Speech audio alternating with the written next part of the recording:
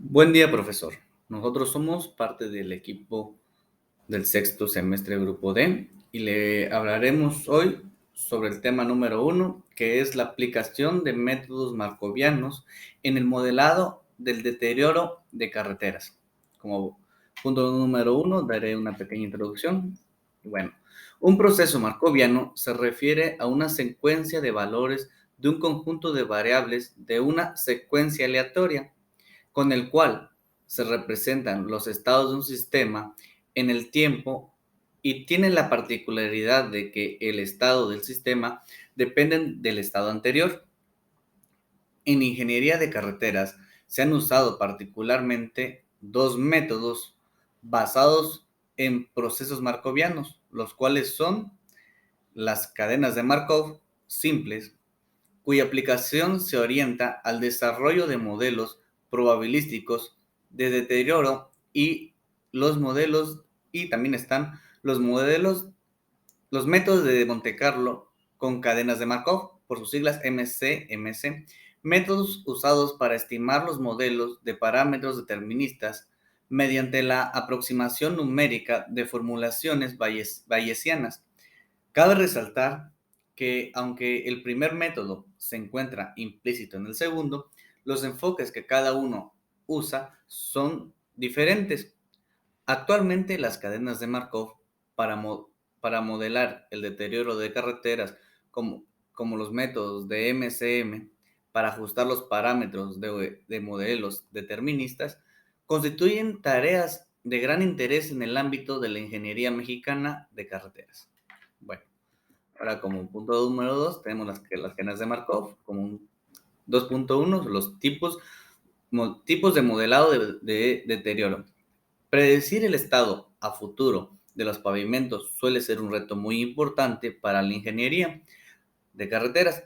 Esta actividad es crucial para el diseño o la gestión de pavimentos, o bien para determinar la sección y los materiales óptimos para soportar determinados volúmenes de tránsito y condiciones ambientales, o bien para elaborar programas de conservación que permita al usuario los niveles de servicio esperados durante la vida útil de la carretera.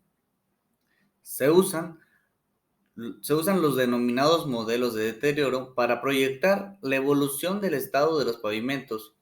Existen una clasificación de los distintos tipos de estos modelos, los cuales se ordenan de la siguiente manera. Como primero tenemos al inciso A, que son los subjetivos.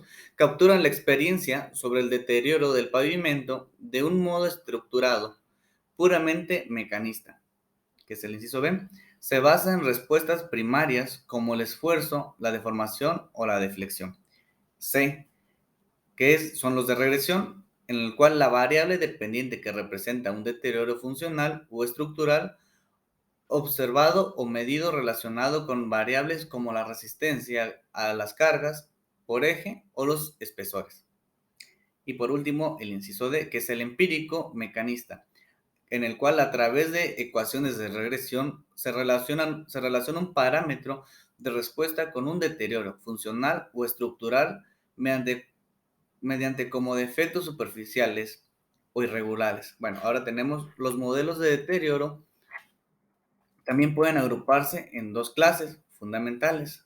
La primera son los deterministas, que tienen como condición establecer mediante un valor preciso y que se calcule la relación relacionando de diversa manera un indicador de deterioro con un conjunto de variables explicativas. La 2, el probabilístico. El estado futuro del pavimento se estima una función de probabilidad para un conjunto de posibles estados que podrían pretenderse. Se pueden dar dos tipos de funciones probabilísticas, la función continua y la 2, que es la función discreta.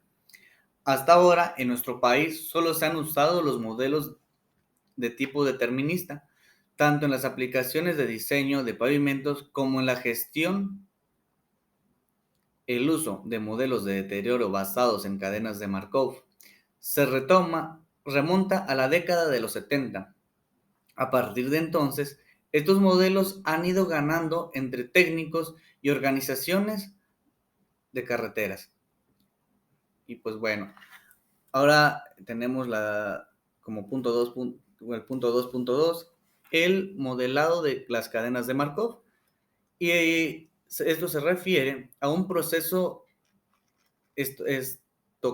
estocástico con las siguientes propiedades, que son discretos en el tiempo, se definen en un espacio finito de estado de posibilidades.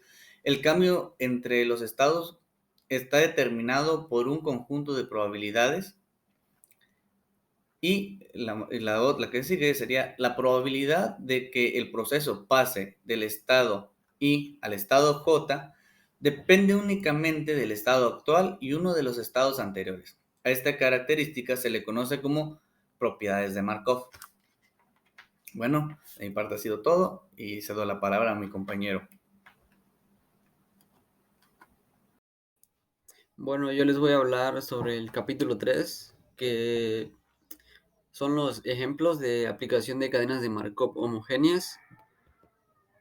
Y bueno, en este capítulo se presentaron dos ejemplos del uso de cadenas de Markov homogéneas y bueno, esto se hizo para predecir la evolución del índice de regularidad internacional, IRI, bueno, empleando tramos de la red de autopistas del Fondo Nacional de Infraestructura. La realización de estos dos ejemplos tuvo un doble propósito. Por un lado, ilustrar la aplicación de las cadenas de Markov homogéneas y, bueno, por otro, hacer una valoración inicial de la aplicabilidad de este método en el medio nacional. Bueno, según el capítulo 2, en la generación de cadenas de Markov homogéneas, bueno, se usan series de datos de 2 años consecutivos. Bueno,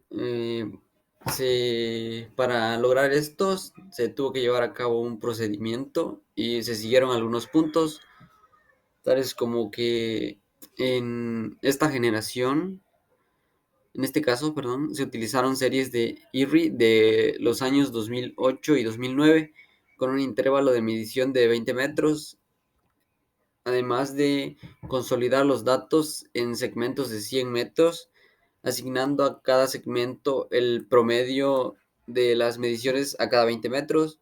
Bueno, este paso tuvo por objeto reducir la longitud de las unidades de análisis para facilitar su procesamiento, así como también atenuar la dispersión de los datos debido a fenómenos o errores muy localizados. Otro punto que es bueno resaltar es obtener la estadística descriptiva de las series originales con el fin de determinar, entre otras características, el rango de los datos, su nivel de dispersión y su distribución aproximada. Otro paso, por así decirlo, fue eliminar valores atípicos de las series originales y someterlas a un proceso de filtrado simple para que los datos pudieran utilizarse en la generación de las cadenas de Markov. También se definieron rangos o bandas de IRI para caracterizar el estado de cada uno de los segmentos. Otro punto sería obtener la matriz de probabilidades de transición MPT, determinar la evolución de los vectores de estado de cada tramo en el tiempo de acuerdo con los rangos de condición definidos. También obtener la curva de deterioro a partir de los valores esperados de los vectores de estado correspondientes a cada ciclo de servicio. Otro puede ser,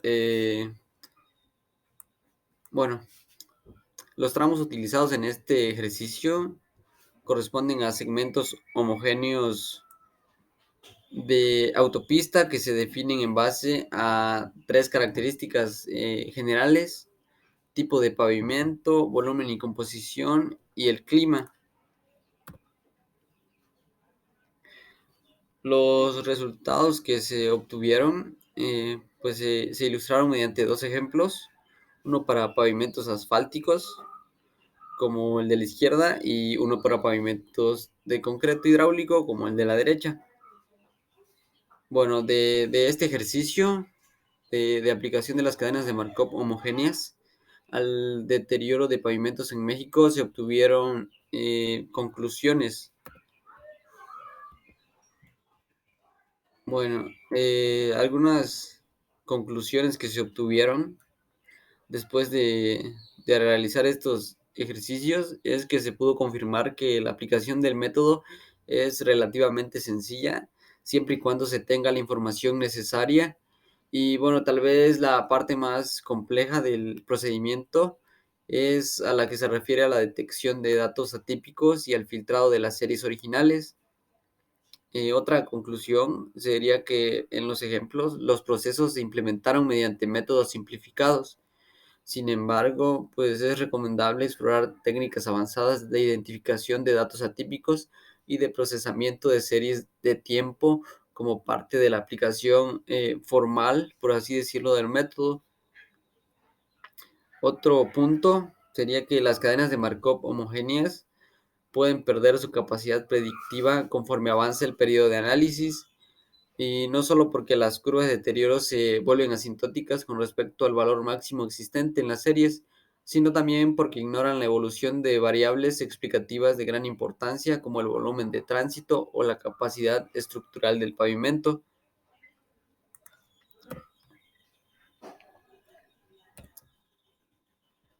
Y bueno, en relación con los valores máximos, es relevante también agregar que cuando los tramos se encuentran en buen estado, esos valores son muy similares a los mínimos, lo que reduce el número de estados de condición que se pueden definir.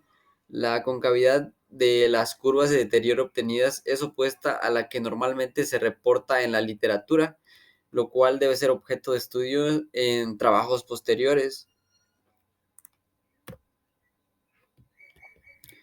Bueno, el uso de las cadenas de Markov homogéneas tiene además ventajas adicionales a las que ya comentamos. Bueno, como ya se ha mencionado, la generación de las MPT y del pronóstico de deterioro requiere datos solamente de 2 años consecutivos. Otro punto importante sería que las cadenas de Markov homogéneas y también las no homogéneas pueden utilizarse para modelar la degradación de los pavimentos y cualquier otro activo carretero, como puede ser puentes, drenajes, señalamientos, etcétera. Y bueno, esto es posible porque el método se basa en la probabilidad que no considera ninguna relación empírica o mecanicista entre las variables involucradas en el proceso de deterioro. Y aunque este hecho da lugar también a una de las principales desventajas del método, que se mencionará a continuación, en lo que respecta a las desventajas de las cadenas de Markov homogéneas, se puede mencionar que no proveen mecanismos para relacionar formalmente las variables explicativas con los indicadores de deterioro que se usan en el pronóstico, y esto puede hacer que la precisión de la estimación sea muy baja después de los primeros años del periodo de análisis. Bueno, las limitaciones que tienen las cadenas de Markov homogéneas pues han dado lugar a otros métodos para la obtención de las MTP, como los que se presentan en los siguientes capítulos. Y bueno, los dejo con el siguiente compañero.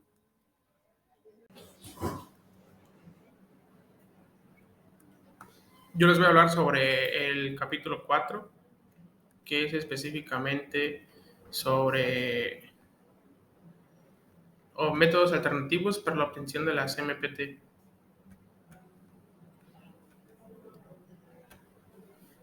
Vamos a dividir el tema en dos partes. La primera parte es la optimización de la matriz de probabilidades.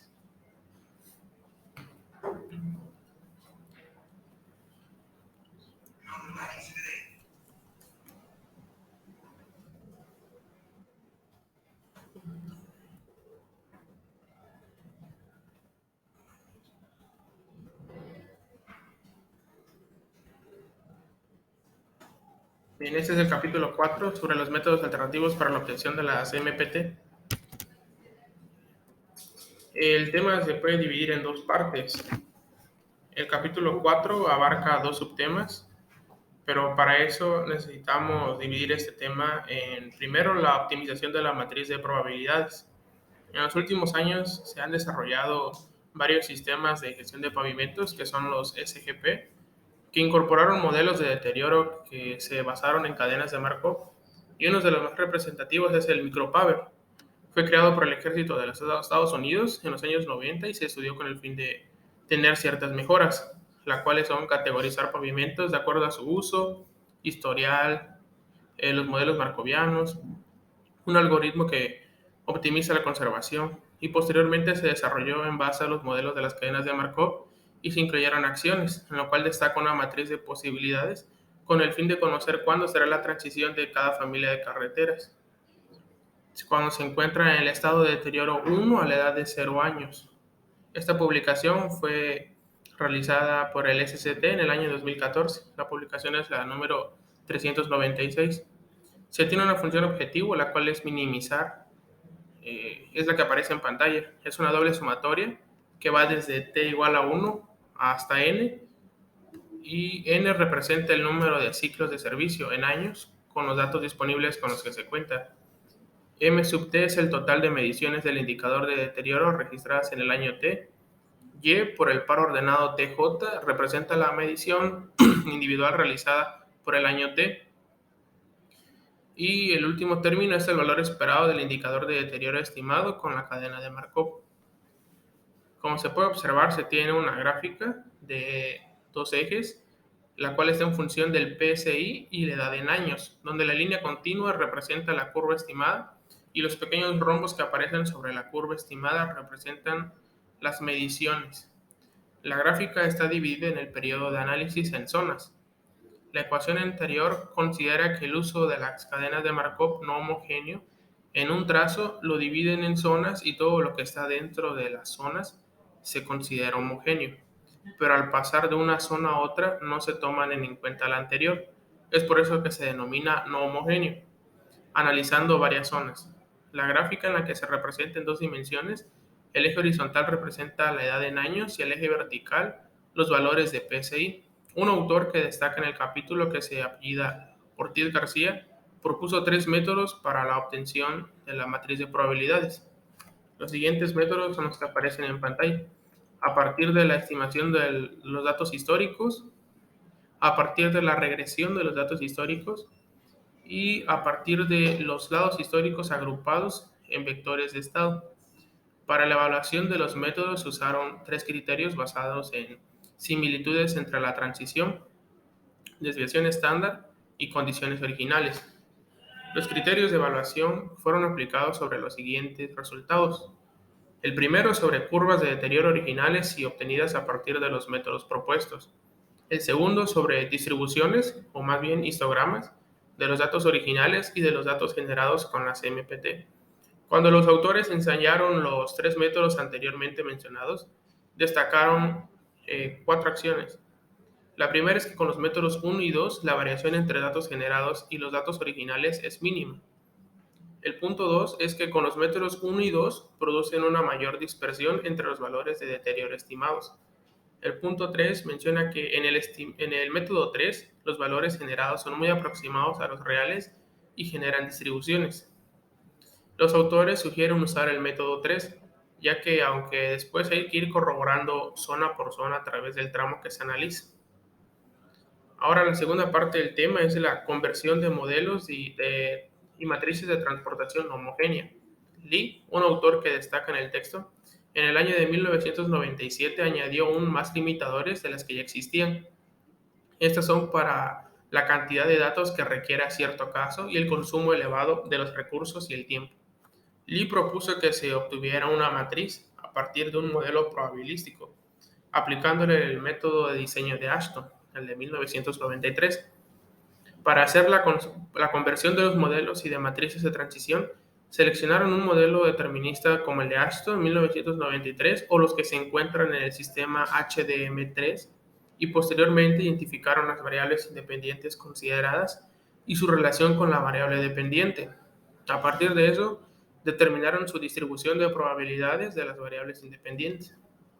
Estas dependían del año del periodo de análisis.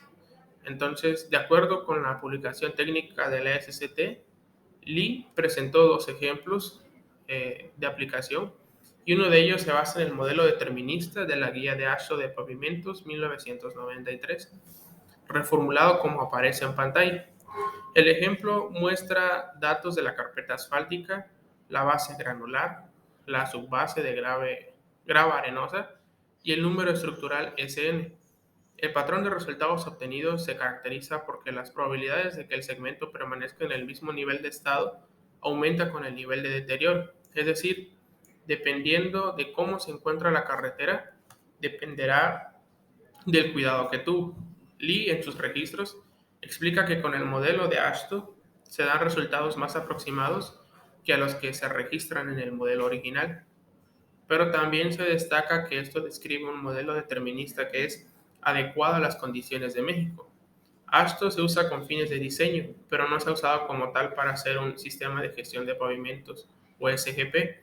Para eso se recomienda modelos como el IRI del HDM4, pero esto involucra una reprogramación del algoritmo, que para solucionarlo a través de computadoras informática y posteriormente pues aplicar el método. Y a continuación los dejo con mi compañero Fernando. Bueno, a mí me tocó el tema 5. El tema 5 es métodos de Monte Carlo con cadenas de Markov.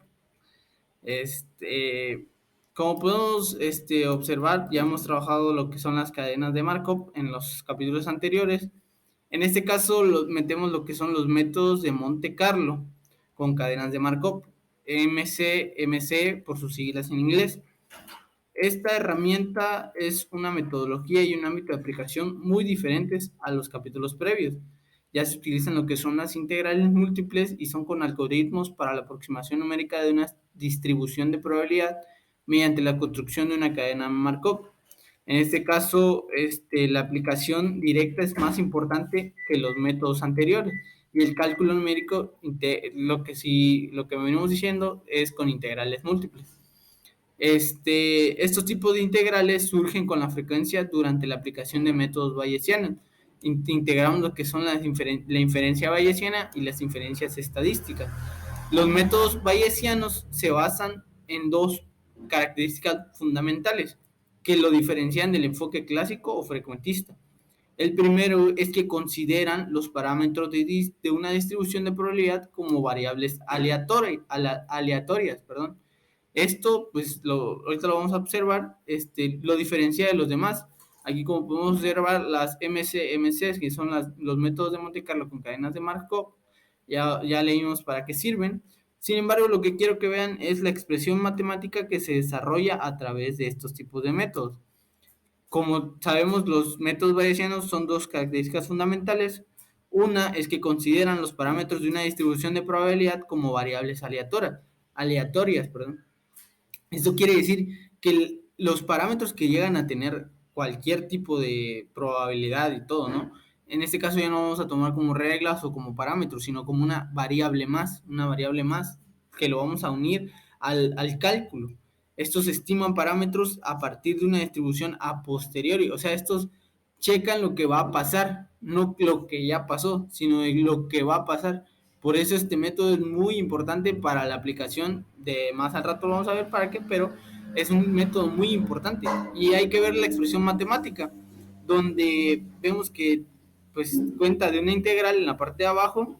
Como está en la parte de división, podemos llegar a tener un poco de problema y podemos llegar a tener lo que son las integrales múltiples, pero en sí es un cálculo un poco laborioso, la verdad, muy laborioso, pero sencillo.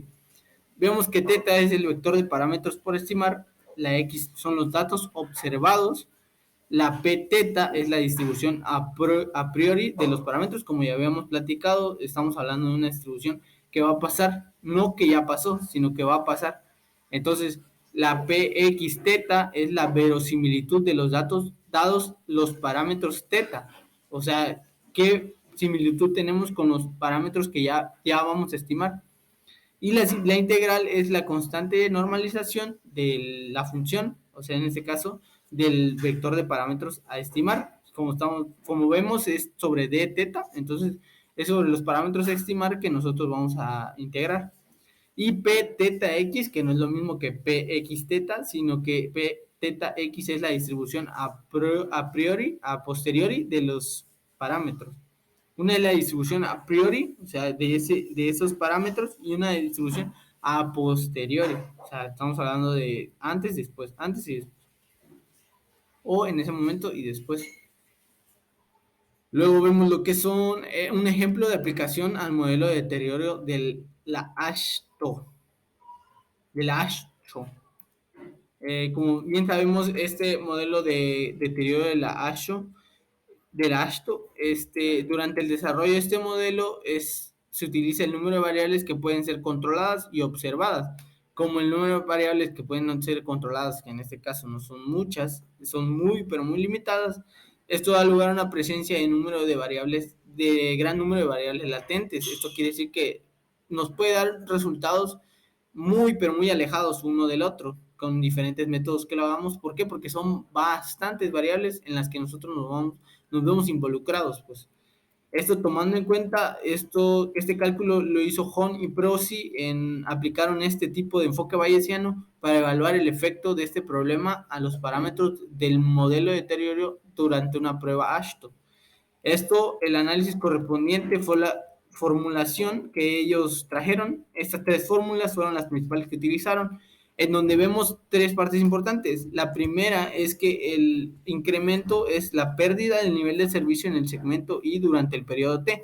En este caso observamos que trabaja el número de Euler y empiezan a trabajar los parámetros para estimar, que es B0, B1, B2, B3 y B4, que son beta en este caso. Y vemos muy importante que si nos damos cuenta la fórmula pues trae, además de los parámetros a estimar, trae el H1, H2, que en este caso son los espesores dependiendo de las capas que tenga la carpeta.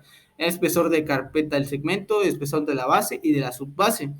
Y vemos que también trae un gradiente de penetración de la congelación. En este caso, pues si llega a ser una carretera donde surge una congelación, este gradiente de penetración va a ser alto o muy poco. En muchos casos es poco, por aquí en México no se da mucho eso de la nieve en carreteras, en cambio en el norte tal vez una que otra.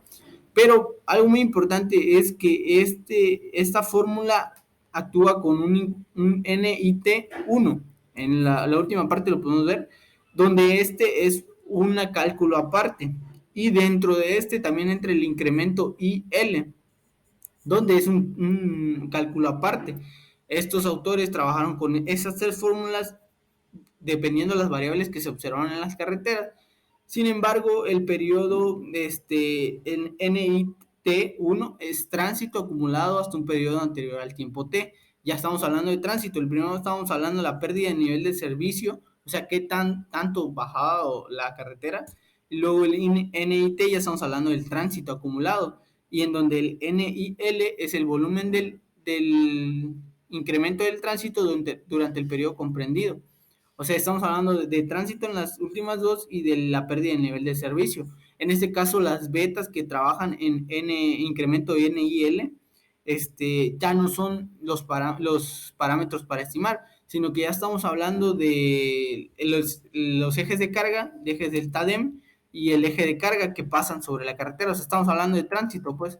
En este caso, dado el modelo siguiente, se definió la distribución a priori de los parámetros. O sea, estamos considerando la distribución a priori de los parámetros en esta primera formulación. Y los valores nos dio que la siguiente tabla. Ahorita la vamos a ver.